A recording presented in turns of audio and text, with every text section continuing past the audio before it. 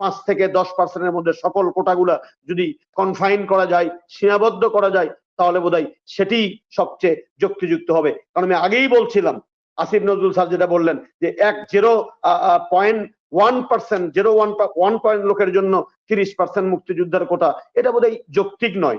ছাত্ররাও সংস্কার চায়। তাহলে এটি নিয়ে আলোচনার টেবিলে না বসে কেন বল প্রয়োগ করা হচ্ছে আন্দোলনকারীদের উপরে, কেন গুলি ছোড়া হচ্ছে, কেন টিয়ার গ্যাস ছোড়া হচ্ছে, কেন আন্দোলনকে ভিন্ন খাতে প্রবাহিত করার জন্য সরকারি দলের ছাত্র সংগঠন এতটা মরিয়া হয়ে গেল? একটি হলো উপজাতীয় কোটা, আরেকটি হলো যারা এই যে পিছিয়ে পড়া আরেকটি জনগোষ্ঠী, যারা হলো যে প্রতিবন্ধী, যাদেরকে আমরা বলি ডিজেবল পিপল যাদেরকে বলি, তাদের জন্য কোটা। তাহলে এই দুটি কোটা রেখে কিন্তু মাঝের যে কোটাগুলা, এখন কোর্ট রায় দিয়ে দিয়েছে, পূর্ণাঙ্গ রায় প্রকাশিত হয়েছে। এখন কোর্টের রায়ের বিরুদ্ধে কিছু বলা আমি বলতেও চাই না। আমি শুধু আমার ব্যক্তিগত মতামতটা দিতে চাই, কোর্টের রায়ের প্রতি সম্পূর্ণ শ্রদ্ধা রেখে। যে আমার মনে হয় যে বাংলাদেশের প্রেক্ষাপটে এখন নারীদের অবস্থান বা সকল জেলার যে অবস্থান, এই জায়গায় এই কোটাগুলা এখন কতটা গ্রহণযোগ্য বা গ্রহণযোগ্যতা পাবে, সেটা কিন্তু বড় ধরনের একটি প্রশ্নবোধক চিহ্ন হয়েছে। নারীরাই তাদের কোটা চায় না, জেলা কোটা তারা চায় না, তারা কোটা থাকার পক্ষে।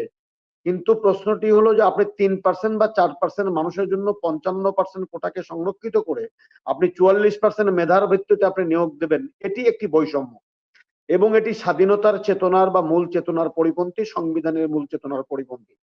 তাহলে আপনি মুক্তিযুদ্ধের কোটা এবং সব কোটা মিলে আজকে যেটা কোটা বলছে, সরকার যেটা বলছে, কোর্টের উপরে আমরা কিছু করার নাই।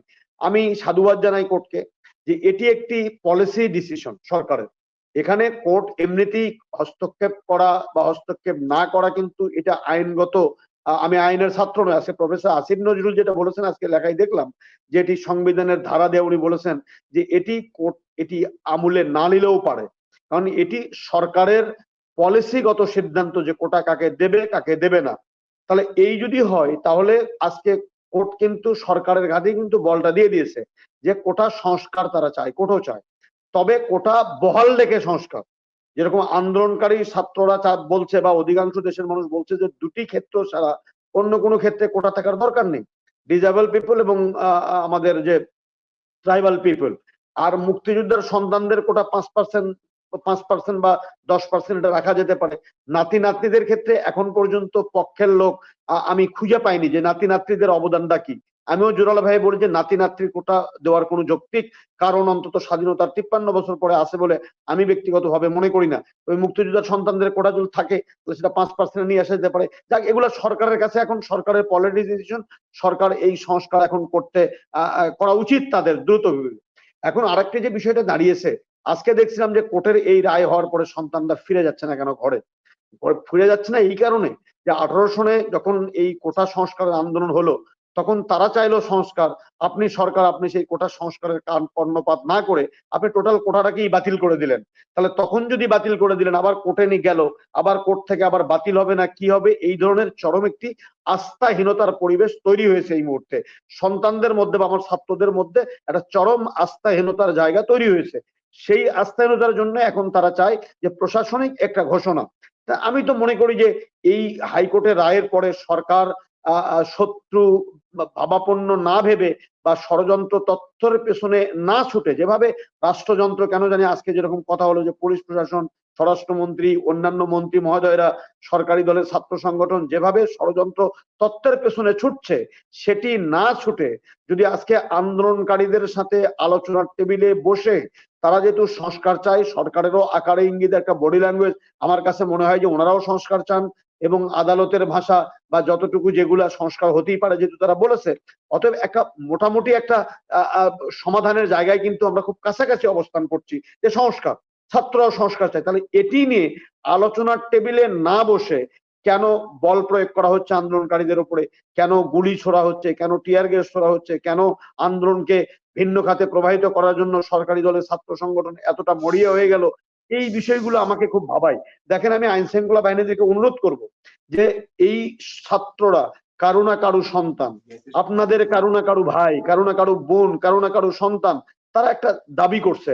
আমি ধরে নিলাম যে তারা তাদের তারুণ্যের যে উদ্দীপনা, সেই তারুণ্যের উদ্দীপনা থেকে তারা কিন্তু এখন পর্যন্ত তাদের এই তারুণ্যের উদ্দীপনা থাকা সত্ত্বেও এবং তারা বঞ্চিত হচ্ছে এ ধরনের একটি বদ্ধমূল ধারণা যৌক্তিক কারণে তাদের মনে প্রতীত হওয়া সত্ত্বেও তারা এখন পর্যন্ত কোনো গাড়িতে একটি ঢিল ছোড়েনি, তারা কোনো আইন শৃঙ্খলা বাহিনীর উপরে কোনো বল প্রয়োগ করেনি বা কোনো সহিংসমূলক কাজ করেনি।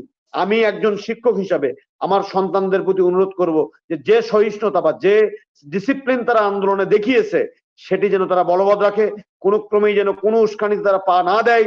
এবং সরকারকে বলবো যে আপনারা দয়া করে ষড়যন্ত্র তথ্যের পেছনে না ছুটে আমার এই কমলমতি সন্তানদের সাথে বসে, যারা এই মুহূর্তে শাহবাগে হয়তো 8:30 পর্যন্ত থাকার কথা, যারা বৃষ্টি বাদলকে উপেক্ষা করে যারা আন্দোলন করছে, ভয় ভীতিকে উপেক্ষা করে আন্দোলন করছে, তাদের প্রতি দয়া করে আপনারা বল প্রয়োগ করবেন না, তাদের প্রতি দয়া করে আপনারা কোনো লাঠিচার্জ করবেন না। বা কোনো চিটাং বিশ্ববিদ্যালয়ে দেখলাম যে সেখানে লাঠিচার্জ, কুমিল্লাতে দেখলাম হাসপাতালে ভর্তি, তারপরে বিভিন্ন জায়গায় যে বল প্রয়োগ গুলো হচ্ছে, বরিশালে ইসলামী বিশ্ববিদ্যালয়ের গেটে। আমি অনুরোধ করবো যে আপনারা যে ধৈর্যটা দেখিয়েছেন, আপনারা প্রশংসার দাবি রাখেন আইন শৃঙ্খলা বাহিনীর প্রতি। আমি আপনাদেরকে এই ধৈর্যের পরীক্ষা দেওয়ার জন্য, আপনাদের যে অসহিষ্ণু যে গণতান্ত্রিক যে আন্দোলন দমনের জন্য যে অসহিষ্ণু আন্দোলন, কিন্তু আপনাদের এই ছাত্রদের যে আন্দোলন, এক্ষেত্রে আপনাদের এই সহিষ্ণুতাকে আমি শ্রদ্ধা করে স্মরণ করছি। আমি অনুরোধ করতে চাই যে আপনারা যদি আপনাদের এই সন্তানরা যদি একটু এই রাজপথে যদি থাকে, তাদের সাথে কথা বলুন, বুঝান, আলোচনা করুন, যতক্ষণ পর্যন্ত চরম ধৈর্যের পরীক্ষা দিয়ে তাদেরকে নিয়ন্ত্রণ করা যায় সেই কাজটি করুন। দয়া করে বল প্রয়োগ করার কোনো দরকার নাই। আর আমার সন্তানদেরকে বলবো, এই আইন শৃঙ্খলা বাহিনী তারা আমাদের বাবা, আমাদের বড় ভাই, আমাদের মুরব্বী, দয়া করে তাদের প্রতি কোনো ঢিল ছুড়বেন না, দয়া করে কোনো গাড়িতে ঢিল মারবেন না, অগ্নিসংযোগ করবেন না। যা করেননি আপনারা, এটা কে করবেন? সরকারি দলের ছাত্র সংগঠনের প্রতি অনুরোধ করবো যে দেখেন, আপনারা যে কাজটি করছেন এমনি জনপ্রিয়তার নিরিখে আপনাদের অবস্থান কিন্তু আগের মতো কিন্তু আর সেই অবস্থায় শক্ত অবস্থানে নেই। আপনাদের অবস্থানে কিন্তু সাধারণ ছাত্রদের কাছে একটি ভঙ্গুর অবস্থায় পরিণত হয়ে গেছে। দয়া করে সরকারি দলের ছাত্র সংগঠনকে বলবো, রাজশাহী বিশ্ববিদ্যালয়ে রোমে আটকে নির্যাতন করা হয়েছে, যদিও তারা অস্বীকার করেছে, কিন্তু এই ধরনের ঘটনা থেকে বিরত থাকেন, না হলে এই সাধারণ ছাত্ররা, কমলমতি ছাত্ররা আপনাদের কাছ থেকে চিরদিনের জন্য মুখ ফিরিয়ে নেবে। এবং মনে রাখতে হবে, যাকে আপনি ভয় দেখাচ্ছেন, যাকে হুমকি দিচ্ছেন, যাকে হলে ধরে যে মারপিট করছেন, তাদের পরিবার, অভিভাবকরা কিন্তু আপনাদের কাছ থেকে মুখ ফিরিয়ে নিতে পারে। এবং যদি মুখ ফিরিয়ে নেয়, দীর্ঘ মেয়াদে আপনাদের এই বাংলাদেশে গণতান্ত্রিক আন্দোলন করা কিন্তু অনেকটা সমর্থনহীনতায় পরিণত হতে পারে। সেই ঝুঁকিটা কিন্তু আপনাদের আছে, সেই ঝুঁকিটা কিন্তু আপনারা মাথায় নিয়ে চিন্তা ভাবনা করবেন। 2 নম্বর আর কথা বললাম, দেখেন ছাত্ররা কিন্তু আমাদের সন্তান, তাদেরকে দয়া করে শত্রু ভাবেন না। রাষ্ট্রকে বলি শত্রু ভাবেন না, আইন শৃঙ্খলা বাহিনীকে ভাবেন না। একটা কাছাকাছি আমরা এসে গেছি, একটু সময় নেন, তাদের সাথে আলোচনায় বসুন এবং আলোচনায় বসে সমাধানের পথটা খুঁজুন, সমাধানের সন্ধানটা খুঁজুন। এখন পর্যন্ত আমার সন্তানরা নিরস্ত, কেন তাদেরকে অস্ত্র ত্যাগ করে তাদেরকে আপনি রাস্তা থেকে উচ্ছেদ করার চেষ্টা করছেন? অস্ত্র দিয়ে, টিয়ার সেল দিয়ে কেন নির্যাতন করার চেষ্টা করছেন? আমার পর্যন্ত, এখন পর্যন্ত মোটা দাগে মনির কোন সেক্টরের কোন বিবেকমান মানুষ, ইভেন মুক্তিযোদ্ধারা পর্যন্ত এই অসম কোঠার পক্ষে কেউ কিন্তু কথা বলেনি। হাতে গোনা 2-1টা লোকজন, যতটা না তারা মুক্তিযুদ্ধের চেতনায় বিশ্বাস করেন, তার চেয়ে অনেকটা বেশি রাজনৈতিক বিবেচনায় এই কথাগুলো বলেন। আজকে মুক্তিযুদ্ধের চেতনার কথা যদি বলেন, কোথায় গণতন্ত্র? আমরা তো সেই মুক্তিযুদ্ধের চেতনার বাংলাদেশ চাই, যেখানে শোষণ মুক্ত বাংলাদেশ হবে, সেখানে মানুষ নির্ভয়ে তাদের ভোটাধিকার প্রয়োগ করতে পারবে, মানুষ নির্ভয়ে তাদের নেতা নির্বাচন করতে পারবে। সেই অধিকার যখন অনুপস্থিত, আজকে গণতান্ত্রিক বাংলাদেশে আজকে যেভাবে ব্যাংক লুট, আজকে যেভাবে অর্থ লোপাট, আজকে যেখানে আপনি হাত দেন মতিউর, বেনজির, ইগিত, এই দুর্বৃত্তগুলো তৈরি হলো, আমাদের ভরসার জায়গা পিএসসি, সেই পিএসসিতে যেভাবে প্রশ্ন ফাঁসের মাধ্যমে আজকে যে একটা অস্থিরতা অবস্থা বিরাজ করছে সারা বাংলাদেশে, অনাস্থার অবস্থা বিরাজ করছে, আস্থাহীনতার অবস্থা বিচার করছে। আজকে মানুষ ব্যাংকে টাকা রাখতে চায় না আস্থাহীনতার কারণে। আজকে মানুষ পিএসসির মতো একটি পরীক্ষা নিয়ে আস্থা রাখতে পারে না প্রশ্ন ফাঁসের জন্য।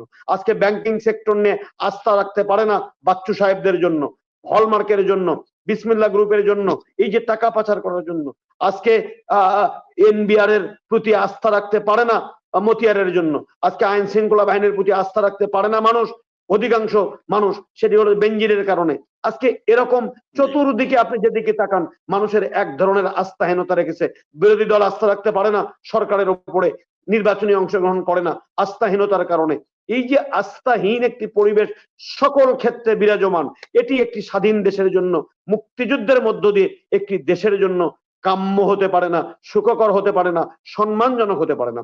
আজকে এই যে সামগ্রিক যে বিষয়গুলো তৈরি হলো, এই জায়গায় থেকে পরিত্রাণ হওয়া দরকার মনির, এবং যৌক্তিক কারণে এবং বর্তমান বাস্তবতার নিরিখে আজকে কোর্ট যে রায়টি দিয়েছে যে প্রয়োজনে সংশোধন করা যেতে পারে, আমি মনে করি যে এটিকে সরকার লুফে নিতে পারে, এবং লুফে নিয়ে স্টেক হোল্ডারদের সাথে ষড়যন্ত্র তথ্য আবিষ্কার না করে তাদেরকে নিয়ে বসে চরম মায়া মমতা এবং স্নেহ দিয়ে, যে তোরা আমাদের সন্তান, স্নেহ দিয়ে, বন্দুকের নল নয়, টিয়ার সেল নয়, ভয়ভীতি নয়, বরং তাদেরকে পরম আদরে যত্নে তাদেরকে বসে এই সমাধানের পথটা দরকার, সংস্কার দরকার, এবং এই সংস্কার একটি যৌক্তিক মাত্রায় এই সংস্কারটি হওয়া দরকার। এবং সেটা আমার ব্যক্তিগত মতামতটা দিয়ে রেখে সেটা কোনোভাবেই 5 থেকে 10% মধ্যে সকল কোটাগুলা যদি কনফাইন করা যায়, সীমাবদ্ধ করা যায়, তাহলে বোধহয় সেটি সবচেয়ে যুক্তিযুক্ত হবে। কারণ আমি আগেই বলছিলাম, আসিফ নজরুল স্যার যেটা বললেন যে 0.1% লোকের জন্য 30% মুক্তিযোদ্ধার কোটা, এটা বোধহয় যৌক্তিক নয়। এবং তথ্য বলছে যে কোনো 30 থেকে 39 পর্যন্ত যে চাকরিগুলো হয়েছে বিসিএস এ, কোনো জায়গাতেই কোটা পূরণ করা যায়নি। কোটা যেহেতু পূরণ করা যায়নি, এটা রেখে খামাখা কেন অনাহুত একটা বিতর্ক তৈরি করা, অনাহুত একটি অস্বস্তি তৈরি করা, অনাহুত একটি আস্থাহীনতা তৈরি করা, এটা তো কোনো কল্যাণকামী রাষ্ট্রের জন্য সহায়ক নয়। আমি সামগ্রিক অবস্থা বিবেচনা করে এই কোটাটা যৌক্তিক পরিমাণে সংশোধন হওয়া দরকার এবং দ্রুত হওয়া দরকার, আলোচনার মাধ্যমে সমাধান করা দরকার। এবং যেহেতু আন্দোলনকারীরা একটি রাষ্ট্রীয় ঘোষণা চায়, প্রশাসনিক ঘোষণা চায়, মাননীয় প্রধানমন্ত্রী দেশে আসছেন, মন্ত্রী মহোদয়রা আছেন, তারা বসে দ্রুত সময়ের মধ্যে এটি একটি প্রজ্ঞাপন জারি করবেন, বা যেভাবে কোর্টকে দরকার হলে কোর্টের 7 তারিখে ডেট আছে, এটা অনেক সময় আমরা দেখেছি যে এটা কোর্টের ডেটকে আগেও নিয়ে আসা যায়, কি জানি একটা কোর্টের ভাষা আছে, সেটাতে যদি এটা আবেদন করে যায় আর্লি শুনানির জন্য, আর্লি শুনানি করেও এটাকে সমাধানের একটি পথ খুঁজে বের করা দরকার। আমি আবারও অনুরোধ করব আইন শৃঙ্খলা বাহিনীর কাছে, রাষ্ট্রের মন্ত্রী এমপিদের কাছে, যে দয়া করে আপনাদের হয়তো অধিকাংশ মানুষের সন্তানরা এই দেশে লেখাপড়া করেন না, তাদের কোটার প্রয়োজন হয় না, তারা বিদেশে লেখাপড়া করেন অনেক সন্তানরাই, কিন্তু আমাদের সন্তানরা এই দেশের শিক্ষা প্রতিষ্ঠানে পড়ে, তারা মনে করছে, ফিল করছে যে তাদেরকে বঞ্চিত করা হচ্ছে, তাদেরকে ঠকানো হচ্ছে, তাদেরকে বিভিন্ন কোটা এটা ওটার মধ্য দিয়ে তাদেরকে এক ধরনের বঞ্চিত হওয়ার প্রচন্ড যে মনোভাব সেটা তৈরি হচ্ছে। এটাকে দূরীভূত করার দায়িত্ব রাষ্ট্রের শাসক হিসাবে, রাষ্ট্রের পরিচালক হিসাবে আপনারা দয়া করে সেই দায়িত্বটি পালন করুন। দয়া করে শোষকের দায়িত্ব নয়, বঞ্চকের দায়িত্ব নয়, বরং আপনারা যারা বঞ্চিত হয়েছে তাদের বন্ধু হিসেবে তাদের পাশে দাঁড়িয়ে তাদেরকে ভ্রাতৃত্বের পিতৃত্বের স্নেহ মমতা দিয়ে তাদেরকে রাজপথ থেকে সরিয়ে দেওয়ার উদ্যোগ নিন।